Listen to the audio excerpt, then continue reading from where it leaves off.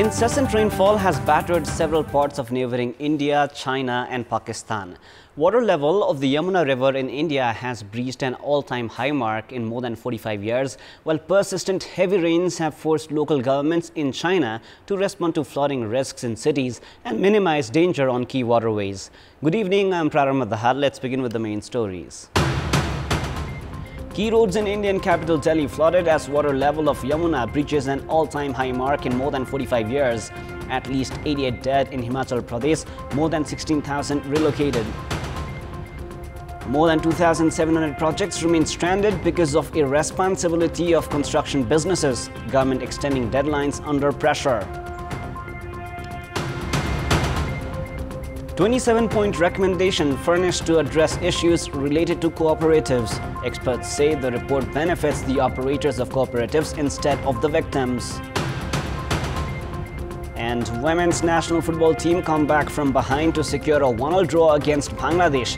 Savitra saves Nepal's blushes with an additional time goal. Key roads in the Indian capital Delhi have been flooded as water from the Yamuna River has overflowed onto them. The water level of the river has been rising since Wednesday after it breached an all-time high mark in more than 45 years. Authorities have evacuated thousands from nearby low-lying areas and have diverted traffic from arterial roads. Northern India has witnessed record rainfall so far this monsoon season, which began in June, officials have said. At least 88 people have died in Himachal Pradesh since rains began late last month, while nearby states like Punjab and Haryana have also been witnessing severe flooding. The water level of Yamuna had risen to 208.46 meters this morning from 207.49 meters the previous day, the highest in 47 years, the authorities have said. Water from the swelling river has inundated several low-lying areas and roads. Videos shared on social media show cars and buses submerged underwater on the streets. Heavy vehicles, except those providing essential services, have been banned from entering Delhi. More than 16,000 people have been shifted to relief tents pitched over flyovers by the Delhi government. Disaster relief teams have been deployed in several regions and rescue efforts are ongoing in flooded areas. It is now time for our segment Public Pulse, where you text us with your opinion. Public Poll. Before we ask today's question, let us take a look at the result from yesterday's poll. Yesterday we were asked, why has the formation of thematic committees not been prioritized in the province assemblies? 34% were for A, impact of the federal setup, 61% were for B, conflict on power share, and 5% were for C, lack of understanding of significance. Now here is our today's question. What should be done to curb the losses caused by monsoon-induced disasters? Your options are A, ensure preventive measures, B, efficient information mechanism, and C, quality infrastructures. The voting is on. Type NEWS, select your option A, B or C and send it to 34001 to share your opinion with us. Construction businesses play a major role in development of infrastructures of any country. However, more than 2,700 projects have remained stranded because of the irresponsibility of the construction businesses in Nepal. And despite final extension of deadline of those projects by the government last year, they have yet to gain any momentum. The government has increased the deadline of such projects yet again. However, the construction businesses have taken it to protest with their additional terms and conditions. The government, which is under pressure, has neither been able to take actions against the construction businesses, nor has it been able to scrap the contract agreements. This has only led to the increase in the cost of the projects. Saying additional time was required to complete projects, construction businesses had intensified pressure on the government, following which the government had increased the deadline by amending the public procurement regulations without additional financial burden on the state coffers on the 4th of July last year. However, the construction businesses were not able to conclude their tasks even in the extended period of 1 year. Instead, they have again pressurized the government for another extension of the deadline. They still do not seem content with it and have resorted to protest, saying the government has changed project designs, shut down crusher industries, and not released around 50 billion rupees for completed projects. The construction businesses have also been pressurizing for increasing the investment of the projects. The Council of Ministers extends deadlines of the projects on the recommendation of the Public Procurement Monitoring Office. However, the office has not conducted any study on the nature of projects requiring deadline extension or scrapping of contracts. The government has also been extending deadlines without conducting required studies. In our Public Voice segment, today we have asked in several provinces regarding the failure in completing development works within the deadline. Let us now take a look at what they had to say. Public Voice.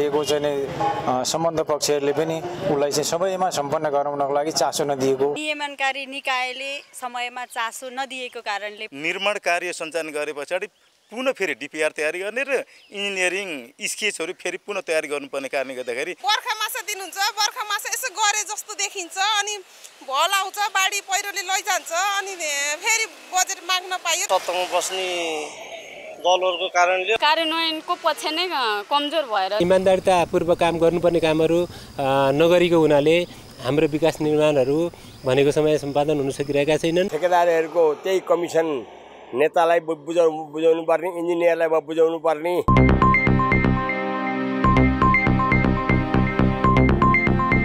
Largest party of the House of Representatives, Nepali Congress, has not been able to set agenda for its Central Committee meeting, which is to be held after a gap of almost 1 year. Now, officials of the party have appeared divided on the topics to be included among the agenda for the meeting. Central Committee meeting of the Nepali Congress is set for the 18th of July. Prior to this, the meeting called for yesterday was postponed. Despite the meeting only a few days away, the officials are yet to set the agenda. Party President Sher Bahadur Dewa and General Secretary duo Gagam Thapa and Mr. Prakash Sharma are understood to be polarized regarding the agenda. While Dewa is in favor of including fake Bhutanese refugee scam, ruling coalition and efficiency of the government operation in the agenda, General Secretaries Thapa and Sharma are in favor of including the topic of Central Member and former Minister for Home Affairs Balkrishna Khand, who is in judicial custody for his involvement in the fake Bhutanese refugee scam. Nepali Congress is also divided regarding the budget of the upcoming fiscal year. Central members have expected discussions on this issue as well. A few leaders have also made preparations to criticize Party President Dewa's performance. Now, CPN-UML Chairperson KP Sharma Oli has held informal talks with Deputy Chairpersons of the party regarding the agenda for the party secretariat meeting slated for Saturday. CPN-UML Chairperson Oli held talks with the party Deputy Chairpersons at the party office in Chassel. According to Deputy Chairperson Ashtalakshmi Shakya, the meeting has delved into topics including the recent political developments, party activities and the role of UML parliamentarians at the parliament, among other issues. Prior to this, Oli had held talks with the Deputy Chairpersons yesterday as well.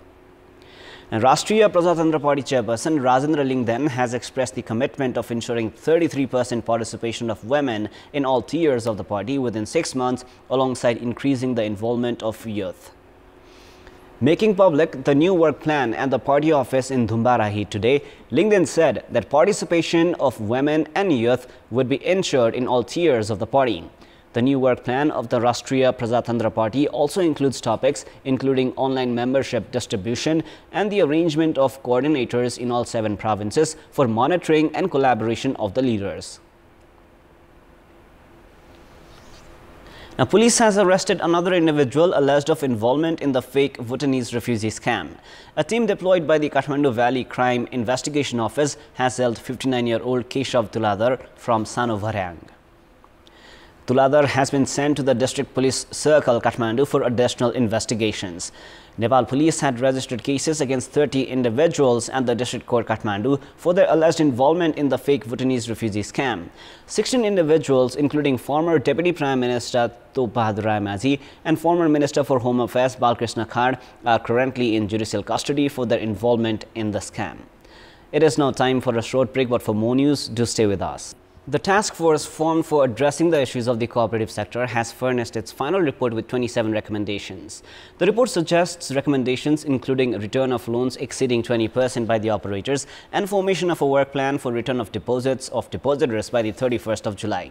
However, experts have said that instead of addressing the problems of the victims, the report has come in favor of the operators of the cooperatives.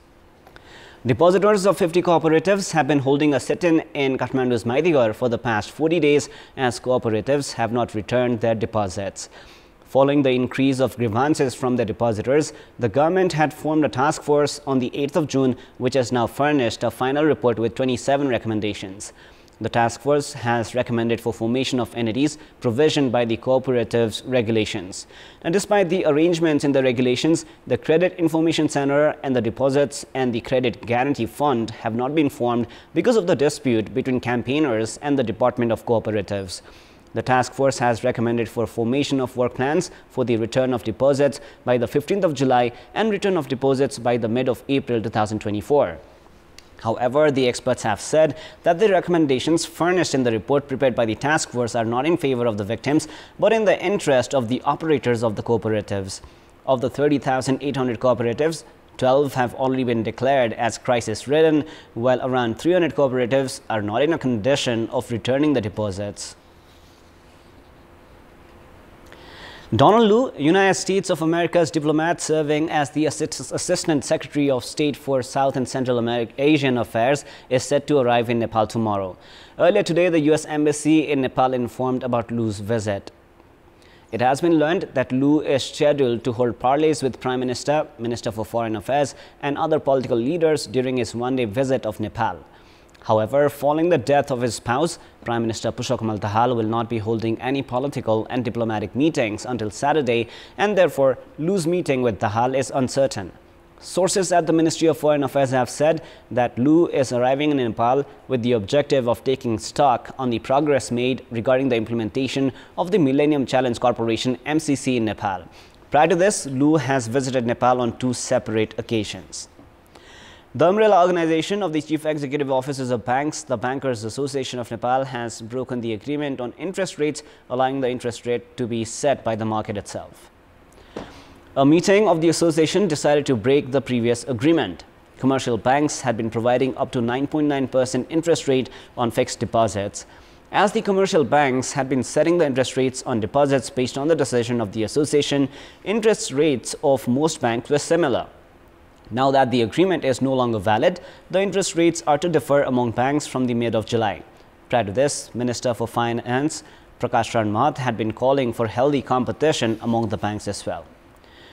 The Office of the Department of Immigration at the Tribhuvan International Airport has returned 117 workers who were set to leave for Kuwait from the airport. The Immigration Office, which had stopped 101 workers yesterday, has returned 16 from the airport today. The office has said that the workers were returned as women were prohibited from working as domestic help in the destination country, and has added that 2 kinds of documentations were found. According to Information Officer of the airport's Immigration Office, Jhankanath Dhakal, the workers had to be returned as their employer was not clearly identified, while the documents were suspicious. Meanwhile, the Nepal Association of Foreign Employment Agencies has criticized the Immigration Office of returning the workers with wrong intentions. Time now for the international news.